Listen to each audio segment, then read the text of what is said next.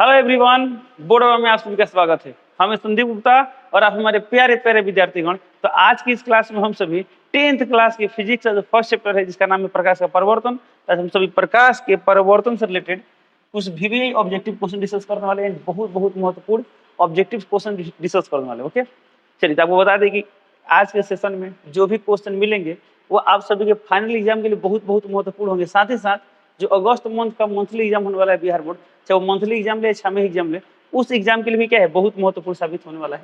चलिए क्लास शुरू करते हैं। ओके, चलिए, जैसे कि आप क्वेश्चन नंबर 1 देख पा रहे हैं, लिखा गया है निम्नलिखित में कौन सा कथन सत्य नहीं। और बताने इसमें कौन सा कथन सत्य नहीं यानी गलत है। ओके, ऑप्शन ए दिया प्रकाश ऊर्जा के रूप है। हम जानते हैं प्रकाश ऊर्जा का रूप है, यानी ये तो सत्य है। प्रकाश सरल रेखा में चलता प्रतीत होता है, हम जानते हैं, ये भी जानते हैं कि सत्य है।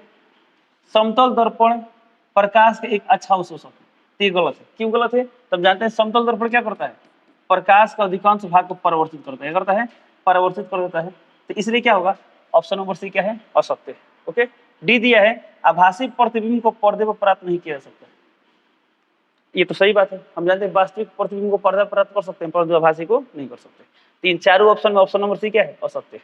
अगला क्वेश्चन देखते हैं, ऐसे पदार्थ जिनसे होकर आपतित प्रकाश का एक छोटा सा भाग ही पार कर पाता है कहे जाते हैं।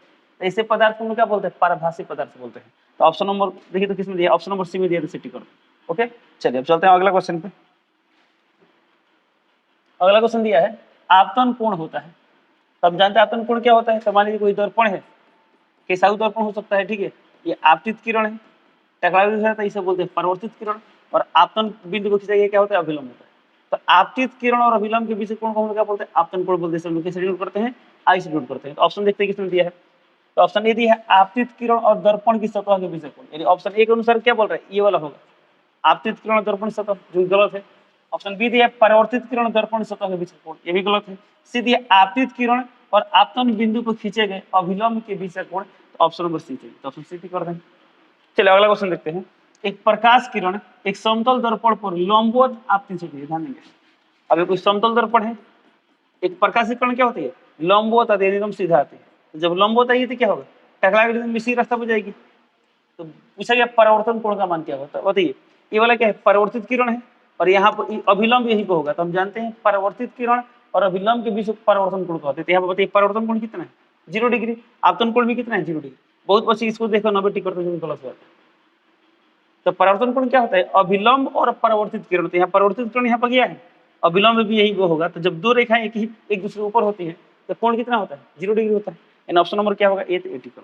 ओके, चलिए तब चलते हैं अगले क्वेश्चन पे। अगला क्वेश्चन ये, दो समांतर समतल दर्पणों के बीच रखी गई वस्तु के सिद्धांततः कितने प्रतिबिंब बन सकते हैं। तो जब दो गो दर्पण समांतर होता है ना, समांतर, इसके बीच कोई वस्तु रखे ना, वस्तु, इसके अनंत प्रतिबिंब बनते हैं। यानी ऑप्शन नंबर क्या होगा, ऑप्शन नंबर डी, 80 कर। ओके, चलिए अगला क्वेश्चन देखते हैं, प्रकाश की एक किरण एक समतल दर्पण पर लंबवत आपतित होती है। दर्पण द्वारा किरण के पथ में उत्पन्न विचलन का मान क्या होगा। ध्यान देंगे, विचलन होता है क्या बता देते हैं। तो कोई भी प्रकाश की किरण अपने पथ से जितना डिग्री कोण से घूमती है ना, उस कोण को हम लोग बोलते हैं विचलन कोण। इसका मतलब समझते हैं, मान लीजिए प्रकाश की किरण यहाँ पर जा रही है, इसका दिशा किधर है, इधर है, इधर है। अब मान लीजिए इधर मुड़ गई, इधर। अब तो यहाँ पर विचलन कोण कहाँ बनेगा, विचलन कोण। इस प्रकाश का दिशा कौन था, ये वाला था, ये वाला था, ये इधर जा रही थी। अब इधर मुड़ गई, देखिए कितना कोण से मुड़ी, इतना कोण से मुड़ी, इस कोण को हम लोग बोलते हैं विचलन कोण। सामान्य तब से डिनोट करते हैं, डेल्टा से डिनोट करते हैं। ओके, या डी से भी डिनोट करते हैं। डी माने angle of deviation, deviation angle, delta से भी डिनोट करते हैं, इसे बोलते हैं विचलन कोण। अब सिचुएशन समझते हैं क्या दिया। तो बोल रहे हैं इसमें प्रकाश की किरण समतल दर्पण पर लंबवत आपतित होती है। अब मान लीजिए समतल दर्पण है, एक प्रकाश की किरण सीधा रही है। ओके, तो इसमें बोला दर्पण द्वारा किरण के पथ में उत्पन्न विचलन मान क्या होगा। अब किरण आ रही थी, इसका रास्ता किधर, इधर। अब टकरा किधर जाएगी, इधर जाएगी। तो देखिए कोई चीज इधर आ रहा है, अब पूरा इतना घूम गया, इतना घूम गया, तो यही ना होगा विचलन कोण। तो कितना डिग्री कोण है, 180 डिग्री। तो किस ऑप्शन में 180 दिया है, ऑप्शन नंबर सी, तो सिटी कोण। ओके, चलिए अब चलते हैं अगले क्वेश्चन पे। अगला क्वेश्चन दिया, यदि आप एक स्थिर समतल दर्पण की 4 मीटर पर सेकंड की चाल से चल रहे हो तो आपका प्रतिबिंब आपकी ओर किस चाल से आएगा। ध्यान देंगे, अब कोई समतल दर्पण है, तो हम जानते हैं समतल दर्पण में वस्तु दूरी और प्रतिबिंब दूरी हमेशा क्या होता है, समान। तो मानिए समतल दर्पण आप यहाँ पर चल रहे हैं, यहाँ पर आप ध्यान देंगे, ठीक है। तो समतल दर्पण की कितना स्पीड जा रहे हैं, 4 मीटर पर सेकंड। अब मान लीजिए यहाँ पर चल रहे हैं 4 मीटर पर सेकंड, तो बताइए जब आप दर्पण की ओर जाएंगे तो प्रतिबिंब किधर आएगा, इधर आएगा, क्योंकि मान लीजिए दूरी दी है 5 मीटर, तो प्रतिबिंब भी कितना पर रहेगा 5 मीटर पर। ये जब रहेगा 4 मीटर तो भी कितना होगा 4 मीटर की दूरी पर होगा। तो जब वस्तु इधर आ रहा है तो प्रतिबिंब क्या होगा इधर। आप ये एक्सपीरियंस किए भी होंगे लोग, नहीं तो दर्पण के सामने जाके चल के देख सकते हैं। तो जब ये जा रहा है 4 मीटर पर सेकंड, की स्पीड कितना होगा 4 मीटर पर सेकंड होगा। अब ध्यान देंगे यहाँ पर सवाल क्या दिया, तब यहाँ पर दो टाइप के क्वेश्चन बन सकते हैं। क्वेश्चन बन सकता है प्रतिबिंब का दर्पण के सापेक्ष या किसी स्थिर वस्तु के सापेक्ष चाल क्या होगा, तो हम बोलेंगे 4 मीटर पर सेकंड। क्या बोलेंगे 4 मीटर पर सेकंड। परंतु इस प्रतिबिंब का इस वस्तु के सापेक्ष, इस वस्तु के सापेक्ष चाल क्या होगा, तो ये इधर आ रहा है, इधर आ रहा है, तो अपेक्षिक चाल जब आप पढ़ेंगे तो यहाँ पे इसका अपेक्षिक चाल मतलब चाल कितना होगा 8 मीटर पर सेकंड। कहने का मतलब क्या है, मान लीजिए ये सिंपल खड़ा भी होता है ना तो इधर आ रहा है तो दूरी धीरे धीरे घट रहा है। जब ये दोनों चलेंगे तो दूरी क्या होगा तेजी से घटेगा। और दूरी तय करने की दर को हम लोग क्या बोलते हैं, चाल बोलते हैं। तो इन दोनों के बीच की जो दूरी होगी ना, दूरी दोनों के चाल से प्रभावित हो रही है। तो सीधी सी बात है, कंक्लूड करते हैं, आप याद कर लेंगे, यदि कोई वस्तु यू वेग से दर्पण की ओर जा रही है तो उसके प्रतिबिंब का दर्पण के सापेक्ष चाल क्या होगा, यू होगा, परंतु वस्तु के सापेक्ष चाल क्या होगा 2u होगा, डबल करना पड़ेगा। तो इसका चाल 4 मीटर पर सेकंड है, तो इस प्रतिबिंब का चाल वस्तु के सापेक्ष कितना हो जाएगा 8 मीटर पर सेकंड हो जाएगा। यानी ऑप्शन नंबर क्या होगा बी, तो बी टिक कर। ओके, चलिए अगला क्वेश्चन दिया है, किसी समतल दर्पण की फोकस दूरी का मान क्या होता है। तो समतल दर्पण की फोकस दूरी का मान अनंत होता है। ऑप्शन ए दिया शून्य, बी दिया शून्य एवं अनंत के बीच, सी दिया अनंत। ऑप्शन नंबर सी क्या टिक करेंगे, ऑप्शन नंबर सी टिक करेंगे। ओके, चलिए चलते हैं अगले क्वेश्चन पे। अगला क्वेश्चन दिया गोलीय दर्पण के ध्रुव से, या ध्रुव है, गोलीय दर्पण के ध्रुव से वक्रता केंद्र की दूरी क्या कहता है। अब कोई गोलीय दर्पण है, ये अवतल है उत्तल से मतलब नहीं, यहाँ पर ध्रुव होता है, ध्रुव से वक्रता केंद्र सी के बीच की दूरी बोला है। इस दूरी को हम लोग क्या बोलते हैं, वक्रता त्रिज्या बोलते हैं। ऑप्शन नंबर क्या होगा बी, तो बी टिक करो। और इसका जो मध्य में बिंदु हम क्या बोलते हैं, फोकस बिंदु बोलते हैं। और इस दूरी को हम लोग क्या बोलते हैं, फोकस दूरी बोलते हैं। तो जब ध्रुव से सी की दूरी बोला है तो हम क्या बोलेंगे, वक्रता त्रिज्या बोलेंगे। ओके, अगला क्वेश्चन दिया, एक गोलीय दर्पण की फोकस दूरी 12.5 सेंटीमीटर है, तो वक्रता त्रिज्या क्या होगी। तो एक फॉर्मूला हम लोग पढ़े थे लोग, एफ बराबर r/2। सिंपली आपको याद भी होगा, जो वक्रता त्रिज्या होता है फोकस से कितना गुना होता है, 2 गुना होता है। कितना गुना होता है, 2 गुना। तो फोकस दिया है 12.5, तो वक्रता कितना होगा 12.5 का 2 गुना, यानी 12.5 का डबल क्या होगा 25 होगा। यानी ऑप्शन नंबर क्या होगा, सी, तो सी टिक करो। ओके, चलिए अब चलते हैं अगले क्वेश्चन पे। अगला क्वेश्चन दिया, यदि किसी अवतल दर्पण के ध्रुव से उसके फोकस दूरी 25 सेंटीमीटर, यदि किसी अवतल दर्पण के ध्रुव से उसके फोकस दूरी 25 सेंटीमीटर। ओके, तो फोकस से वक्रता कितनी दूरी क्या, बहुत बढ़िया क्वेश्चन था, इसमें बहुत लोग खबर गलती ठीक कर देंगे।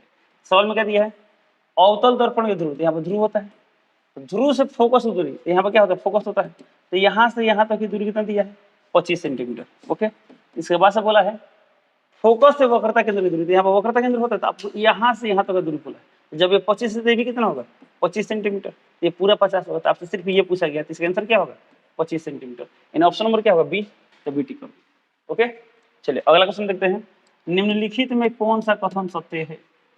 अब 4 ऑप्शन दिया गया है, बताना है कौन सा कथन सत्य है। तो ऑप्शन नंबर ए दिया है, गोलीय दर्पण के मध्य बिंदु को वक्रता केंद्र कहते हैं। तो गोलीय दर्पण के मध्य बिंदु को वक्रता केंद्र नहीं कहते, क्या कहते हैं, ध्रुव कहते थे। ऑप्शन नंबर ए गलत है, बट हमको देखना है कौन सत्य है, चेक करते हैं।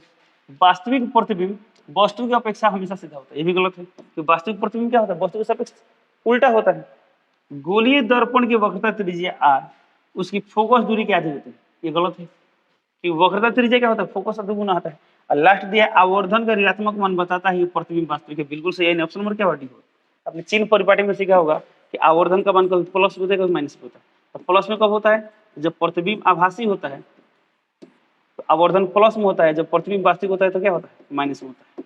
ओके, तो यहाँ पर बोला गया आवर्धन ऋणात्मक मान बताता है कि प्रतिबिंब वास्तविक है, ऋणात्मक मान क्या बताता है, वास्तविक है, सिंपल सी बात है। 13 है क्वेश्चन नंबर 12। चलते हैं अगले क्वेश्चन पे। अगला क्वेश्चन दिया, निम्नलिखित में कौन सा कथन असत्य है। अब 4 ऑप्शन दिया है, बताना है कौन गलत है। चलिए चेक करते हैं। ऑप्शन ए दिया, जब कोई किरण गोलीय दर्पण के फोकस की दिशा में आपतित होती है, जब कोई किरण गोलीय दर्पण के फोकस की दिशा में आपतित होती है, तब परावर्तन के बाद मुख्य अक्ष से समांतर निकलती है, बिल्कुल सही है। तो आप लोग ऐसा पढ़ेंगे लोग। मैं हम अवतल दर्पण की बात करते हैं, गोलीय दर्पण दिया तो अवतल भी हो सकता है, उत्तल भी हो सकता है। चलिए अवतल लेते हैं, ये दिया पी, यहाँ पर हो गया एफ और यहाँ पर हो गया सी। इसमें क्या बोला गया है, फोकस की दिशा में, हमारी फोकस दिशा में आ रही है तब तो ये किधर रहती है, समांतर रहती है। आप लोगों ने पढ़ा होगा लोग, मुख्य अक्ष से समांतर किरणें परिवर्तन के बाद फोकस जाती है, अब फोकस जाने वाली किरण क्या आती है, समांतर रहती है। ऑप्शन नंबर ए सही है, बट हमें क्या चुनना है, असत्य चुनना है, कौन गलत। चलिए ऑप्शन बी दिया है, जो किरण गोलीय दर्पण के वक्रता केंद्र की दिशा में दर्पण पर पड़ती है वो परिवर्तन बाद उसी पथ पर लौट जाती है, ये भी सही है। हम जानते हैं जो किरण क्या होता है, सी से आता है, टकरा क्या होता है, सी पर ही चला आता है। ओके, ऑप्शन सी दिया है, अवतल दर्पण द्वारा वस्तु का केवल वास्तविक प्रतिबिंब बनता है, यह गलत है, यानी असत्य है, तो हमें असत्य चुनना था, यानी ऑप्शन नंबर सी ही सही होगा। हम जानते हैं अवतल दर्पण द्वारा सभी प्रकार के प्रतिबिंब बनता है, कैसे, वस्तु से बड़ा भी बनता है, वस्तु से छोटा भी बनता है, वस्तु के बराबर भी बनता है, सीधा भी बनता है, उल्टा भी बनता है, आभासी भी बनता है, वास्तविक भी बनता है। बट ये बोल रहे सिर्फ वास्तविक बनता है, तो बिल्कुल गलत है, आभासी भी तो प्रतिबिंब बनता है ना। तो आभासी प्रतिबिंब कब बनता था, जब वस्तु पी और ए के बीच रहता था तब बनता था। ओके, यहाँ पर दिया डी नंबर, उत्तल दर्पण द्वारा वस्तु का केवल आभासी प्रतिबिंब, बिल्कुल सही। इन चारों ऑप्शन में कौन सा गलत है, ऑप्शन सी गलत है, इसलिए ऑप्शन सी टिक करेंगे। दिया किसी गोलीय दर्पण पर जब आपतित किरण उसके वक्रता केंद्र से होकर गुजरती है तो परावर्तित किरण, देखिए इसमें क्या दिया, गोलीय दर्पण पर आपतित किरण कहाँ से गुजरती है, वक्रता केंद्र से, इसकी बात कर रहे हैं। तो जब वक्रता केंद्र से गुजरेगी तो परावर्तित किरण क्या हो, उसी पथ पा जाएगा। तो ऑप्शन ने दिया दर्पण ध्रुव से हो जाएगा, गलत। बी दिया दर्पण के फोकस हो जाएगा, गलत। सी दिया पूर्व पथ पर लौट जाएगी, बिल्कुल सही, यानी ऑप्शन नंबर क्या टिक करेंगे, सी टिक करेंगे। और डी दिया मुख्य अक्ष से समांतर, गलत। ओके, चलिए चलते अगले क्वेश्चन पे। अगला क्वेश्चन है निम्नलिखित में कौन सा कथन गलत है, बताना है कौन गलत है। ऑप्शन ने दिया वास्तविक प्रतिबिंब वस्तु की अपेक्षा हमेशा उल्टा होता है, सही है। आभासी प्रतिबिंब को पर्दे पर प्राप्त किया जा सकता है, आभासी प्रतिबिंब को पर्दे पर प्राप्त किया जा सकता है, गलत, यानी ऑप्शन नंबर क्या होगा, बी, बी। बट ये भी चेक कर लेते हैं, वास्तविक प्रतिबिंब को पर्दे पर प्राप्त किया जा सकता है, सही है। आभासी प्रतिबिंब वस्तु की अपेक्षा हमेशा सीधा बनता है, ये भी सही है, यानी ऑप्शन नंबर बी असत्य है, इसलिए ऑप्शन बी टिक करेंगे। इसमें बोला भी गया कौन गलत है। अगला क्वेश्चन है निम्नलिखित में किस दर्पण द्वारा किसी वस्तु का आभासी प्रतिबिंब मिल सकता है, किसके द्वारा आभासी मिल सकता है, जानेंगे किस दर्पण द्वारा आभासी प्रतिबिंब मिल सकता है, ये नहीं बोलेगा हमेशा बनता है, ठीक है। ऑप्शन दिया समतल दर्पण द्वारा, तो सही है। बी दिया अवतल दर्पण द्वारा, जी बिल्कुल, अवतल दर्पण द्वारा भी आभासी प्रतिबिंब मिल सकता है, कब, जब वस्तु उसके ध्रुव और फोकस के बीच हो तब, ठीक है। उत्तल दर्पण द्वारा इससे भी तो हमेशा समतल क्या बोलते हैं, आभासी ही बनाते हैं, ये भी आभासी बनाते हैं, इसके द्वारा आभासी बन सकता है। तो ऑप्शन नंबर डी दिए, इनमें तीनों दर्पण द्वारा, ऑप्शन नंबर डी, क्या टिक करेंगे, ऑप्शन नंबर डी। अच्छा, यही पर सवाल में रहता है किस वस्तु द्वारा हमेशा आभासी प्रतिबिंब मिलता है, तो क्या होता है, ए और सी दोनों होता है। बोर्ड बोला किसके द्वारा मिल सकता है, इसलिए क्या करेंगे, ऑप्शन नंबर डी टिक करेंगे, यानी इनमें तीनों दर्पण द्वारा। ओके, चलिए अब चलते हैं अगले क्वेश्चन पे। अगला क्वेश्चन दिया निम्नलिखित में किस दर्पण द्वारा किसी वस्तु का वास्तविक प्रतिबिंब प्राप्त किया जा सकता है, किसके द्वारा वास्तविक, तो मात्र अवतल दर्पण द्वारा वास्तविक प्राप्त हो सकते हैं, क्योंकि उत्तल द्वारा हमेशा आभासी बनता है, समतल द्वारा हमेशा आभासी बनता है। देखते हैं कहां पर अवतल दर्पण दिया, ऑप्शन नंबर बी, तो बी टिक कर दें। ओके, चलिए अगला क्वेश्चन दिया है वस्तु से छोटा और आभासी प्रतिबिंब इनमें से किस दर्पण द्वारा बन सकता है। तो यहाँ वस्तु से छोटा बोल दिया ना, छोटा, और आभासी बोल दिया, तो बताइए आभासी में वस्तु से छोटा प्रतिबिंब किससे बनता है, उत्तल दर्पण बनता है, समतल दर्पण क्यों नहीं होगा, समतल में आभासी तो बनता है परंतु हमेशा वस्तु के बराबर होता है, इसलिए ऑप्शन नंबर ए नहीं होगा। बी दिया अवतल दर्पण, अवतल में आभासी जब बनता है ना तो वस्तु से बड़ा प्रतिबिंब बनता है, इसलिए बी भी नहीं होगा। सी दिया समतल और अवतल, बिल्कुल गलत, ऑप्शन नंबर डी यानी उत्तल चेक करेंगे, हम लोग पढ़े उत्तल दर्पण में आभासी और छोटा प्रतिबिंब बनता है। चलिए चलते अगले क्वेश्चन पे। अगला क्वेश्चन दिया कहां पर स्थित होने से वस्तु का वास्तविक प्रतिबिंब अवतल दर्पण के वक्रता केंद्र पर बनता है, यानी कि अभी कोई अवतल दर्पण है, ये इसका ध्रुव होता है, यहाँ पर वक्रता केंद्र होता है, इसका मध्य बिंदु फोकस होता है। अब बोले इसमें वस्तु को कहाँ रख दे ताकि प्रतिबिंब कहाँ बने, वक्रता केंद्र पर बने, वक्रता केंद्र पर। तो आप लोग पढ़े वाले जब वस्तु पी और एफ के बीच होता है तो प्रतिबिंब कहाँ बनता है, दर्पण के पीछे बनता है, आभासी बनता है, वस्तु से बड़ा बनता है। जब फोकस पर होता है तो अनंत पर बनता है, जब सी पे होता है तो सी पे ही बनता है, यानी इसका आंसर क्या होगा, सी, सी यानी वक्रता केंद्र पे, ऑप्शन में टिक करेंगे, बी टिक करेंगे। इसलिए आप लोग ट्रिक नहीं पढ़ गए, तो ट्रिक क्या बता दे आपको। तो एक काम करते, इधर क्या है, इधर इस मुख्य से एकदम बाहर, इस दूर को हम क्या मानते हैं, अनंत, क्या मानते हैं लोग, अनंत। अनंत को क्या लिखते हैं, इन्फिनिटी यानी आई, क्या लिखते हैं, आई, एकदम लाइन से लिख दीजिए, आई सी एफ, और बट्टा में इसको उल्टा लिख दीजिए, एफ सी आई। इसका मतलब क्या हुआ, जब वस्तु आई यानी अनंत पर रहेगा तो प्रतिबिंब फोकस पर बनेगा, क्या बनेगा, फोकस पर। जब वस्तु सी पर रहेगा तो प्रतिबिंब सी पर बनेगा, यानी वक्रता केंद्र पर है तो वक्रता केंद्र पर ही बनेगा। इसका आंसर क्या होगा, वक्रता केंद्र होगा। जब वस्तु फोकस पर होता है तो प्रतिबिंब कहाँ बनता है, आई यानी इन्फिनिटी यानी अनंत में बनता है। जब वस्तु आई और सी के बीच बनता है रहता है तो प्रतिबिंब एफ और सी के बीच बनता है।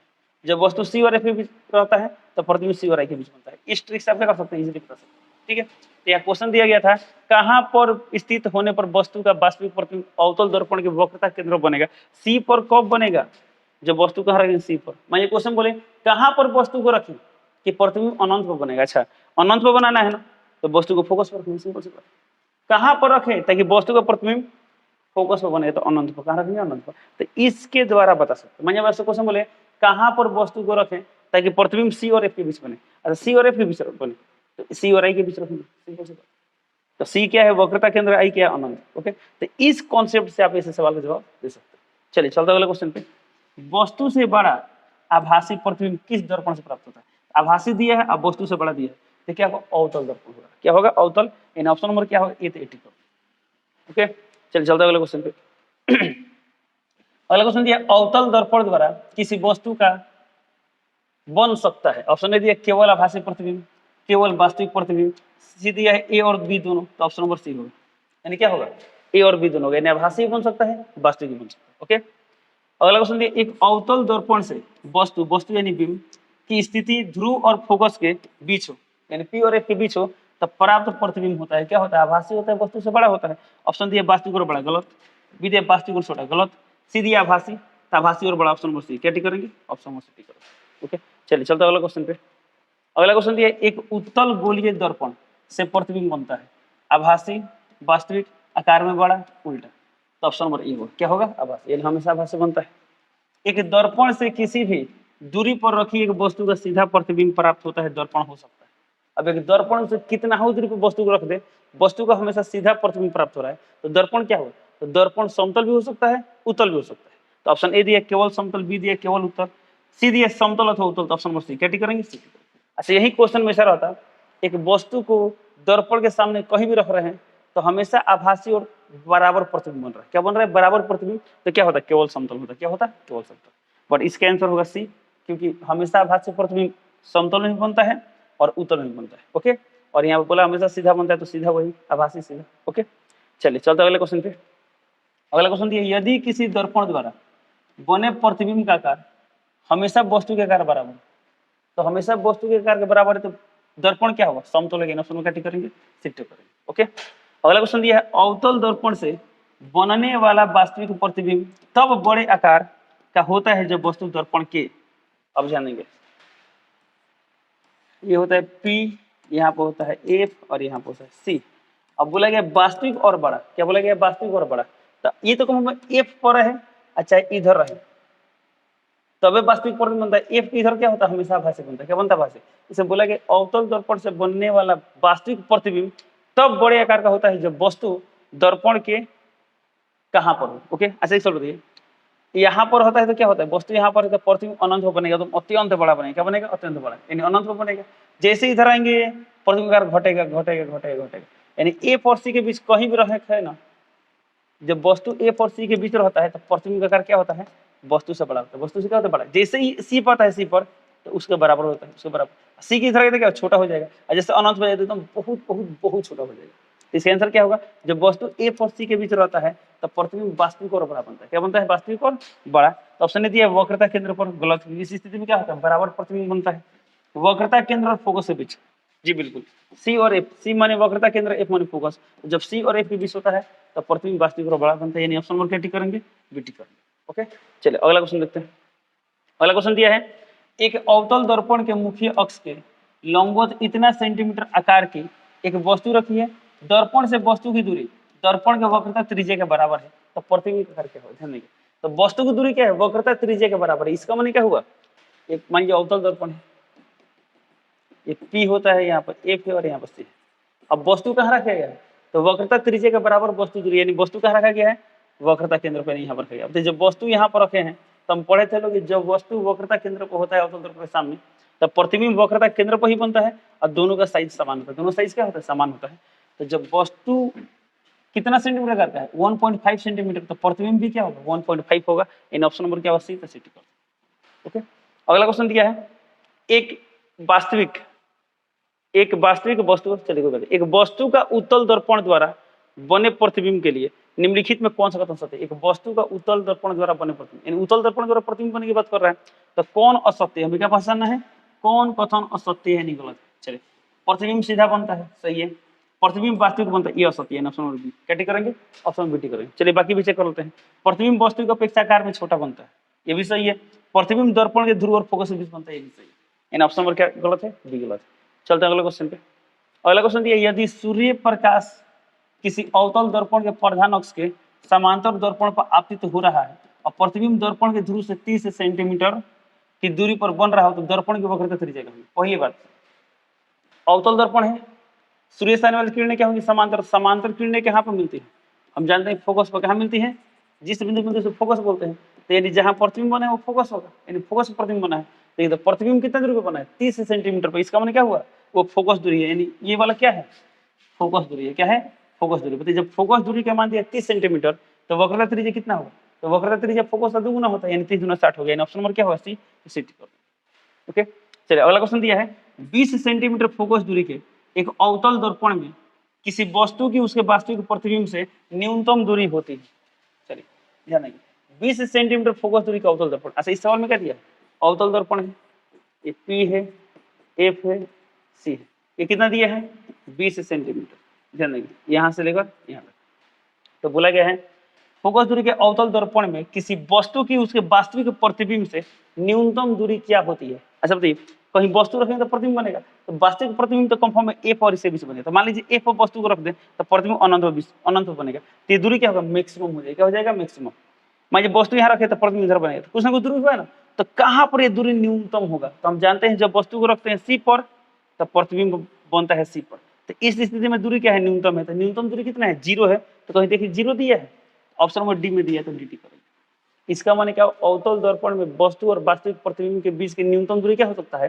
शून्य हो सकता है। आपसे कोई बोले कि शून्य कब होगा, तो बोलेंगे जब वस्तु अवतल दर्पण के वक्रता केंद्र पर होता है, तब प्रतिबिंब भी वक्रता केंद्र पर बनता है। इस स्थिति में क्या होता है? दोनों के बीच की दूरी 0 होती है, यानी शून्य होती है। चलिए अगला क्वेश्चन देखते हैं। अगला क्वेश्चन दिया, एक अवतल दर्पण के ध्रुव से 30 सेंटीमीटर की दूरी पर रखी गई वस्तु का वास्तविक प्रतिबिंब दर्पण के ध्रुव से 7 सेंटीमीटर दूरी पर बनता है, दर्पण की वक्रता त्रिज्या।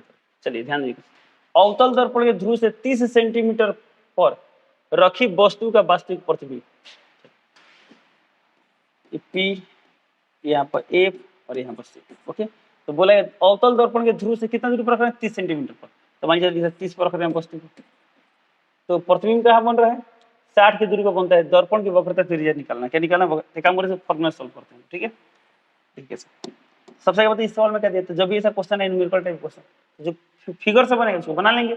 बाई द फिगर से नहीं बन रहा है तो उसको सॉल्व करेंगे। कैसे सॉल्व करना? नहीं पड़ता। तो दर्पण से 30 सेंटीमीटर दूरी पर रखी वस्तु, यानी वस्तु दूरी यानी यू का मान दिया 30 सेंटीमीटर।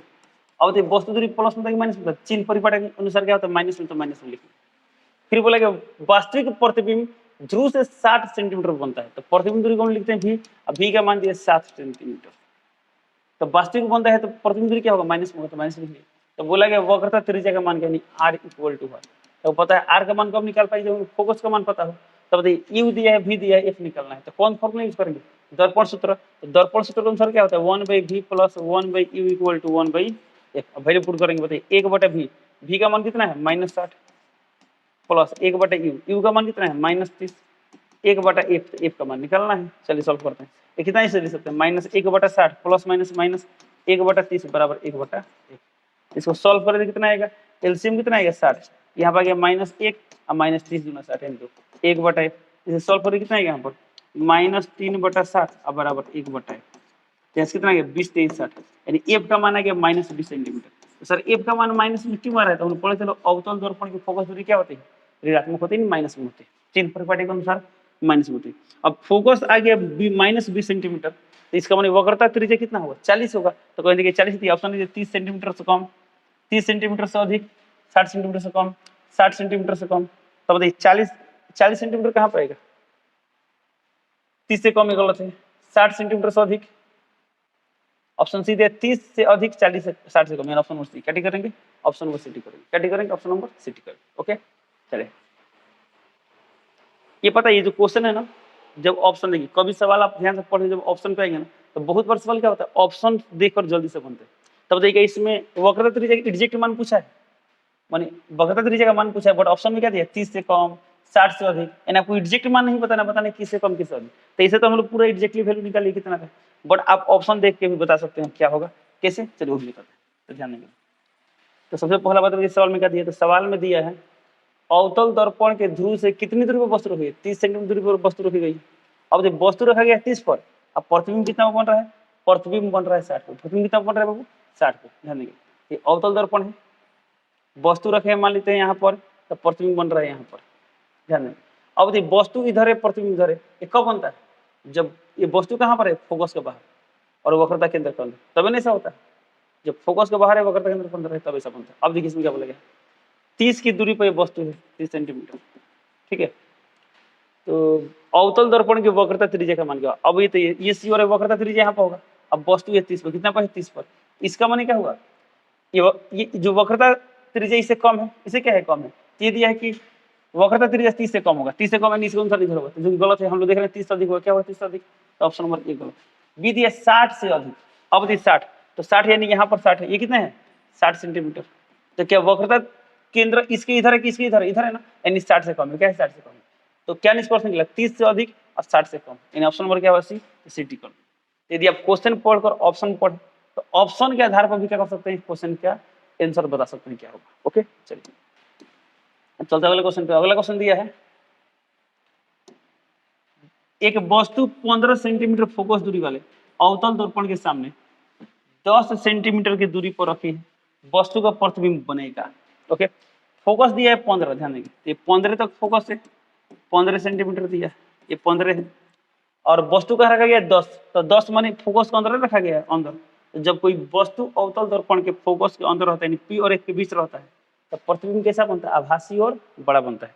तो ए दिया वास्तविक गलत, बी दिया आभासी, बड़ा और सीधा, तो ऑप्शन नंबर बी। क्या टिक करेंगे? ऑप्शन नंबर बी टिक करेंगे। ओके, चलिए अब चलते हैं अगले क्वेश्चन पे।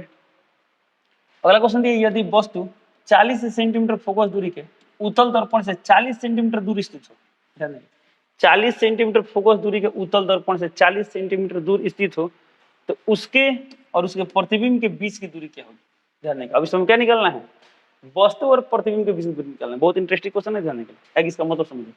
उत्तल दर्पण यानी कुछ ऐसा होगा,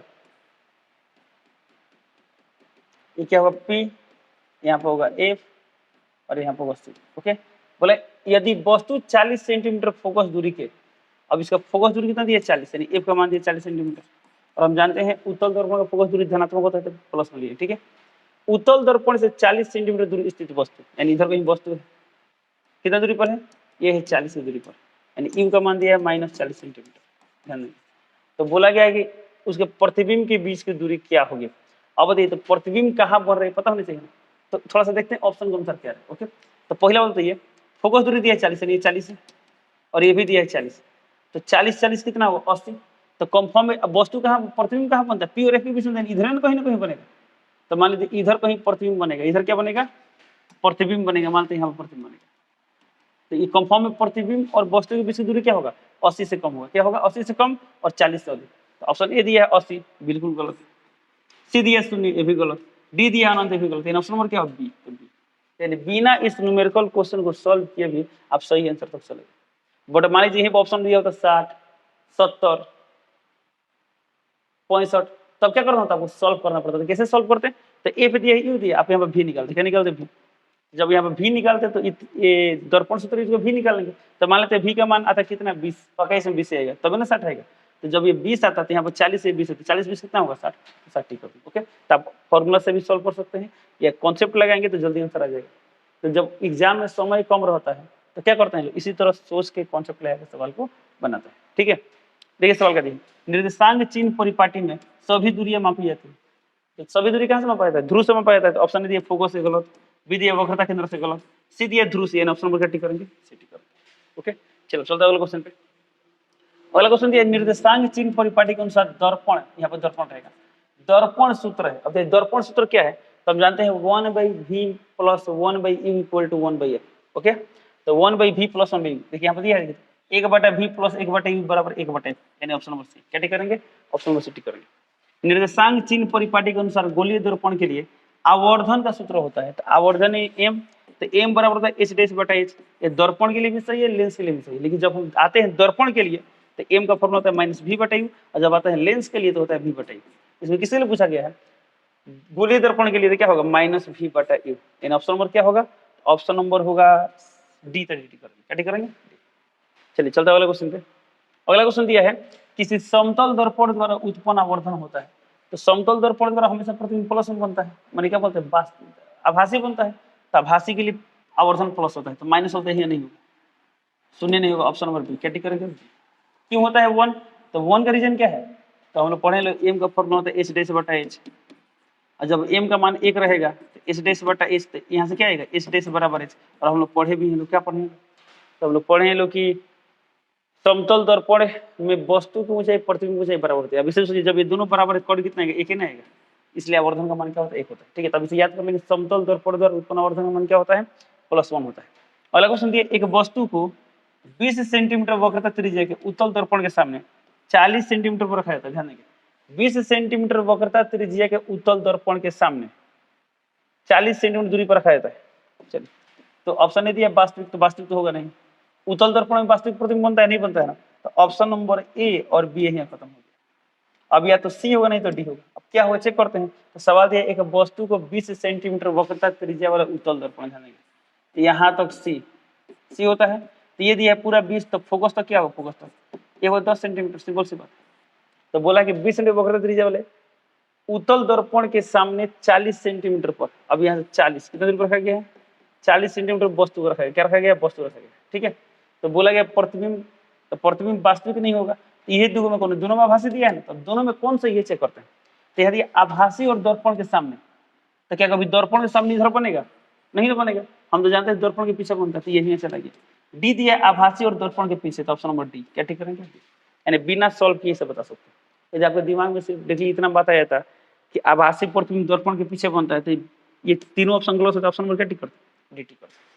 ओके, चलिए अब चलते हैं अगले क्वेश्चन पे। क्वेश्चन नंबर 39 देखते हैं, एक वस्तु और एक अवतल दर्पण द्वारा बने वास्तविक प्रतिबिंब, अब यहाँ वस्तु की बात कर रहे हैं, वास्तविक प्रतिबिंब की बात किया है, दर्पण के फोकस दूरी से क्रमशः 25 सेंटीमीटर और 16 सेंटीमीटर हो, तो दर्पण की फोकस दूरी होगी। अब देखिए इसमें क्या बोला गया है, वस्तु फोकस से कितनी दूरी पर है, ध्रुव से दूर नहीं दिया है, फोकस से वस्तु की दूरी दिया है। तो फोकस से कितनी दूरी पर है वस्तु, 25 की दूरी पर है, प्रतिबिंब कितनी दूरी पर है, 16 की दूरी पर है। अब प्रतिबिंब बन रहा है वास्तविक।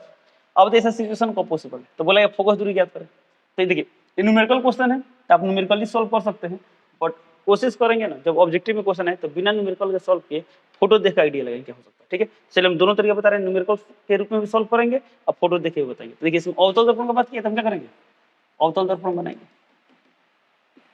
ये हो गया P, इधर कहीं होता है F, इधर कहीं होता है C। अब सिचुएशन समझिए, क्वेश्चन में क्या दिया है, फोकस से वस्तु 25 की दूरी पर है, प्रतिबिंब 16 की दूरी पर। इसका मतलब क्या होगा, फोकस से वस्तु ज्यादा दूरी पर है, प्रतिबिंब नजदीक। अब बताइए फोकस दूर रहे, वस्तु दूर रहे, प्रतिबिंब नजदीक रहे, ये कब पॉसिबल है। तो हम लोग पढ़े थे लोग, जब वस्तु रहता है फोकस पर तो प्रतिबिंब बनता है अनंत पर, इसे वस्तु नजदीक है, प्रतिबिंब दूर है। बट सवाल के अनुसार क्या है, वस्तु दूर होना चाहिए। बताइए जब इस वस्तु को दूर करें तो प्रतिबिंब नजदीक है, जैसे ही वस्तु को हम लाते हैं सी पर तो प्रतिबिंब बनता है सी पर, एक के पास आ जाता है। लेकिन जैसे ही वस्तु को लाते हैं सी से बाहर तो प्रतिबिंब होता है सी के अंदर, यानी यहाँ पर वस्तु दूर होता है, प्रतिबिंब नजदीक होता है। यानी इस क्वेश्चन वाला सिचुएशन तभी पॉसिबल है जब वस्तु कहाँ पर हो, सी से बाहर, यानी इधर कहीं। ओके, और जब वस्तु सी से बाहर तो प्रतिबिंब पक्का इधर बनेगा, इधर कहीं बनेगा। तो इसी सिचुएशन में से संभव हो सकता है। अब चेक करते हैं कौन सा ऑप्शन हो सकता है। अब फिर से बता दें आपको, इसमें क्या दिया गया है, तो दिया गया फोकस से वस्तु की दूरी दिया है 25 सेंटीमीटर। ओके, ये दिया है 25, और फोकस से प्रतिबिंब दूरी कितना दिया है, प्रतिबिंब दूरी 16 सेंटीमीटर। तो ऑप्शन नंबर ए बोल रहा है 25 सेंटीमीटर। अब यदि फोकस होता है 25 तो वस्तु कहाँ पर होता है, यहाँ से 25, तो 25 25 50 यानी वस्तु कहाँ है, तो सेंटर पर। जब वस्तु वक्रता केंद्र पाता है तो प्रतिबिंब वक्रता केंद्र पाता है, जो कि क्वेश्चन अनुसार क्या होता है, गलत हो जाता है। यानी ऑप्शन नंबर ए क्या है, गलत है। बी चेक करते हैं, बी दिया 16 सेंटीमीटर। अब बताइए यदि फोकस होता 16 तो ये भी 16, तो 16 16 32, यानी प्रतिबिंब कहाँ पा गया, वक्रता केंद्र पर। तो प्रतिबिंब वक्रता केंद्र पर कब बनता है, तो प्रतिबिंब वक्रता केंद्र पर तभी बनता है जब वस्तु वक्रता केंद्र पर हो, यानी ये भी कंडीशन सफिशिएंट नहीं है। ये चेक करते हैं 20 सेंटीमीटर। अब बताइए यदि फोकस होता है 20 तो प्रतिबिंब वस्तु कितना होता है, 20 + 25, तो 20 25 45, ये रहता है 45 सेंटीमीटर दूर। और ये कितना रहता है, 20 और 16, तो 20 16 कितना आएगा, 20 और 16 ये कितना गया, 6 और 2 36 सेंटीमीटर। और ये कितना पता है, 40 सेंटीमीटर। अब देखिए 40 सेंटीमीटर से क्या है, अंदर है, और ये क्या है, बाहर है, यानी इसी केस में पॉसिबल है। बट ऑप्शन डी भी चेक करते हैं, डी दिया है 10 सेंटीमीटर। यदि फोकस होता है 10 तो 25 10 कितना होता है, 35, तो 35 तो 10 10 20, यानी क्या होता है, वक्रता के अंदर से बाहर होता है। बट चेक करते हैं। अब यदि कहाँ पर गया? चलिए फोकस दिया है 10, तो प्रतिबिंब कहाँ पर बताइए? तो 10 16 कितना होता है? 26 और 10 10 20, तो ये भी वक्रता केंद्र का भारत जो कि संभव नहीं है। इसलिए ऑप्शन नंबर क्या है? सिर्फ सी सही है। कौन सही है? ऑप्शन नंबर सी सही है। ऑप्शन नंबर क्या टिक करेंगे? सी टिक करेंगे। ओके, तो ये रहा तरीका।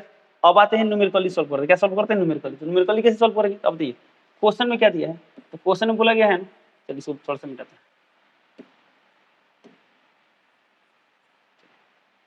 ध्यान देंगे, तो बोला गया है कि जो वस्तु है फोकस से कितनी दूरी पर है, तो ये वाला दूरी दिया है 25 सेंटीमीटर। ओके, और फोकस दूरी निकालना है इसमें, तो इसको x क्या मान लेते हैं? इसको x मान लेते हैं। अब बताइए ये वाला दूरी कितना दिया है? 16 सेंटीमीटर। इस क्वेश्चन में देखिए, अब बताइए फोकस दूरी का मान कितना दिया है? तो फोकस दूरी का मान दिया x, ले लीजिए x। अब बताइए अवतल दर्पण की फोकस प्लस में माइनस में लेते हैं, माइनस ले लीजिए माइनस। अब बताइए इस फोटो में वस्तु दूरी कितना है? u का मान, तो u का मान क्या है? x प्लस 25, लीजिए x प्लस 25। वस्तु दूरी भी किसमें लेते हैं? माइनस में लगा देंगे माइनस। अब बात करते हैं प्रतिबिंब दूरी, v का मान कितना पर है? तो x प्लस 16, x प्लस 16 लीजिए x प्लस 16 भी किसमें लेंगे? माइनस में, वास्तविक प्रतिबिंब। तो इन तीनों में क्या रिलेशन होता है? रिलेशन होता है 1/v प्लस 1/u बराबर 1/f। अब बताइए 1/v, v का मान कितना है? माइनस x प्लस 16, u का मान माइनस x प्लस 25, f का मान 1/-x। अब बताइए माइनस यहाँ भी, तो माइनस कॉमन लेते, माइनस माइनस माइनस ये कैंसिल हो जाएगा। अब इसी को सॉल्व करेंगे तो आंसर आ जाएगा। चलिए इसको सॉल्व करते हैं, ध्यान देंगे। अब बताइए इसका एलसीएम कितना आएगा? इसका एलसीएम कितना आएगा? x plus 16 into x plus 25। एक काम करते हैं, गुणा करते हैं डायरेक्टली। तो x इंटू एक्स कितना आएगा? एक्स स्क्वायर, फिर x इंटू 25 25x, फिर 16 इंटू एक्स 16x, तो 25x 16x कितना आएगा? तो 16 25 6 5 11 2 1 3 4 यानी 41x प्लस 16 इंटू 25 कितना आएगा? तो 16 इंटू 25 16 25 80 को 0 हार चिन्ह 8, 16 दूना 32 32 8 40 यानी 400 कितना आ गया? 400। ये आ गया एलसीएम। इसको यहाँ पर नोट करेंगे यानी x प्लस 25 अब प्लस इसको यहाँ पर नोट करेंगे यानी x प्लस 16। अब बराबर में कितना आएगा? 1/x तो 1/x। अब इसी को सॉल्व करें तो हमें x का मान यानी फोकस दूरी का मान मिल जाएगा। चलिए इसको सॉल्व करते हैं। अब बताइए कितना आएगा? देखिए तो काम करते हैं, क्रॉस मल्टीप्लाई करते हैं। तो इसमें x मल्टीप्लाई होगा, थोड़ा एक लाइन में बढ़ाते हैं। x और x कितना होगा? 2x। 16 प्लस 25 कितना आएगा? 41। अब बटा में कितना है? x square plus 41 x plus 400 बराबर आ गया 1/x। क्रॉस मल्टीप्लाई कर दें तो ये वाला इसे मल्टीप्लाई करते कितना है? 2x into x, 2x square 41 into x 41x अब बराबर ये वाला इसमें मल्टीप्लाई करेंगे कितना आएगा? यहाँ पर x square plus 41x plus 400। अब बताइए कोई कैंसिल होगा? 41x cancel. अब यहाँ पर 2x स्क्वायर, यहाँ पे x स्क्वायर, प्लस इधर है माइनस हो जाएगा, तो यहाँ पर आ जाएगा x स्क्वायर बराबर यहाँ कितना है? 400। यहाँ से x का मान कितना आएगा? तो x का मान आएगा √400, √400। लेकिन प्लस माइनस दोनों आता है, बट हमें क्या चाहिए? सिर्फ x का वैल्यू चाहिए। ऐसे भी चिन्ह परिपाटी अनुसार ये माइनस में होगा, तो हमें सिर्फ x का मान निकालना है। x का मान आएगा √400 का मान कितना आएगा? 20 यानी ऑप्शन नंबर क्या होगा? सी। तो सी टिक। तो इस तरह आप सॉल्व कर सकते हैं। तो परीक्षा में यदि सब्जेक्टिव में सवाल आता है तो आपको तो बनाना ही पड़ेगा इस तरह से। चलो अब लास्ट सवाल देखते हैं, क्वेश्चन नंबर 40। निम्न में किस दर्पण का दृष्टि क्षेत्र सर्वाधिक है? तो किसका दृष्टि क्षेत्र सबसे अधिक है? किस दर्पण के सामने हम खड़े हो जाए तो पीछे का अधिक क्षेत्र हमें दिखाई देगा, तो होता है उत्तल दर्पण। यानी ऑप्शन नंबर क्या होगा? बी। इसी कारण से, हालांकि ये भी एक कारण होता है, हालांकि और भी कारण होता है, हम पढ़ते हैं उत्तल दर्पण द्वारा हमेशा आभासी और सीधा प्रतिबिंब बनता है। साथ साथ दृष्टि क्षेत्र अधिक होता है, इसलिए इसका उपयोग कहाँ करते हैं? गाड़ी के साइड मिरर के रूप में करते हैं। तो ऑप्शन नंबर बी होगा। क्या होगा? बी टिक कर दी। ओके, तो इस तरह करके आज के पूरे ऑब्जेक्टिव क्वेश्चन होते हैं कंप्लीट। अगले क्लास में हम सभी प्रकाश के परिवर्तन संबंधित जितना भी बिहार बोर्ड में अभी तक क्वेश्चन पूछे गए ऑब्जेक्टिव क्वेश्चन वे सभी डिस्कस करेंगे। चलिए इसी के साथ इस वीडियो कंप्लीट करते हैं, मिलते हैं अगले क्लास में। तब तक के लिए जय हिंद।